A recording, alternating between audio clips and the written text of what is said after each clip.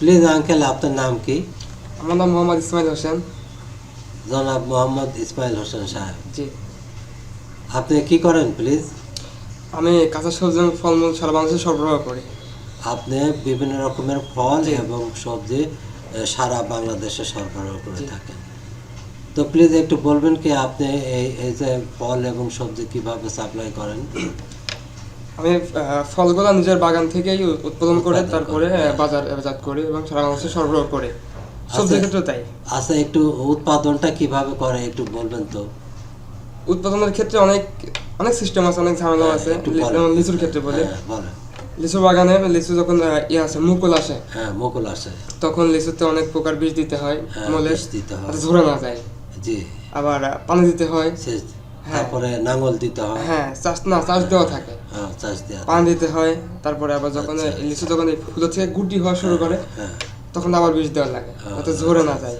আচ্ছা, আচ্ছা। এরপরে আস্তে আস্তে যখন লিচু লাল হয়ে যায়, হ্যাঁ, তখন আবার পাহাড় রাখতে হয় পাহারাদার রাখতে যাতে হয়। লিচুটা চুরি না হয়ে যায়, কিংবা হ্যাঁ। শিয়াল তো লিচু খায়, এটা যেন জি, না জি, খায়। হ্যাঁ, এইভাবেই তারপর আস্তে আস্তে লিচু যখন ভাঙার উপযুক্ত হয়ে যায়, হ্যাঁ, তখন ভেঙে 50টা করে আটি বাঁধতে হয়। হ্যাঁ, 50টা আটি বেঁধে এক একটা ঝুড়িতে 1000 করে লিচু দেওয়া লাগে। হ্যাঁ, এইভাবে আমরা বিভিন্ন জায়গায় গাড়ি করি, যেমন ঢাকাতে, হ্যাঁ। কুমিল্লায়, দিনাজপুর, সিরাজগঞ্জ, চারদিকে আমরা গাড়ি করে থাকি লিচু।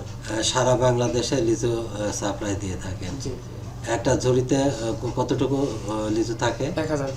1000 লিচু থাকে। আচ্ছা, একটা ট্রাকে কতটা, কয় ঝুড়ি লিচু থাকে এখন ঝুড়িতে হিসাব নেই, টন থাকে। আনুমানিক? আনুমানিক 3-4 টন থাকে, মানে এমনি তো ঝুড়ি নাই, না, মানে ওজন থাকে টোটাল। মানে আনুমানিক কয়টা ঝুড়ি নিতে পারে একটা ট্রাকে? 100-200? আর বেশি অনেকে, আহ, 300 প্লাস। আচ্ছা, আপনারা মানে বাংলাদেশে কোন কোন জায়গায় লিচু সরবরাহ করে থাকেন? আমরা ঢাকাতে দেই, কারণ বাজার আছে, ওইখানে যাই। ঢাকার কারণ বাজার, তারপর হচ্ছে আপনার মৌলভীবাজার, মৌলভীবাজার, গাজীপুর চৌরাস্তায় যাই, চান্দুরা যাই।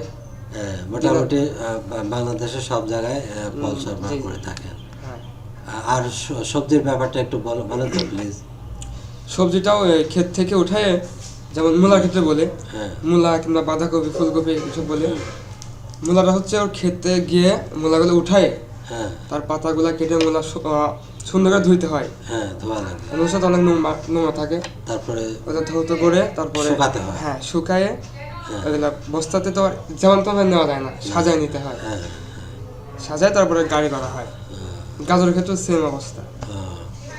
বিভিন্ন রকমের সবজি উৎপাদন এবং প্রসেস করে সারা বাংলাদেশে সরবরাহ করেন। জি, তো আপনি তো একজন মানে খুব সমাজসেবক, এই যে সবজি সরবরাহ করে দেশের অনেক উপকার করতেছেন। তো মামা হচ্ছে খুব ভালো, সৎ, ধার্মিক ব্যবসায়ী। হচ্ছে উনি জিনিসের রেট খুব কম রাখেন, হচ্ছে ভালো জিনিস দেন। মামার সাথে ব্যবসা করতে হলে আপনারা ওনার সাথে যোগাযোগ করবেন। আপনাদের সুবিধার জন্য মামার ফোন নাম্বার ভিডিওর মধ্যে দিয়ে দেব।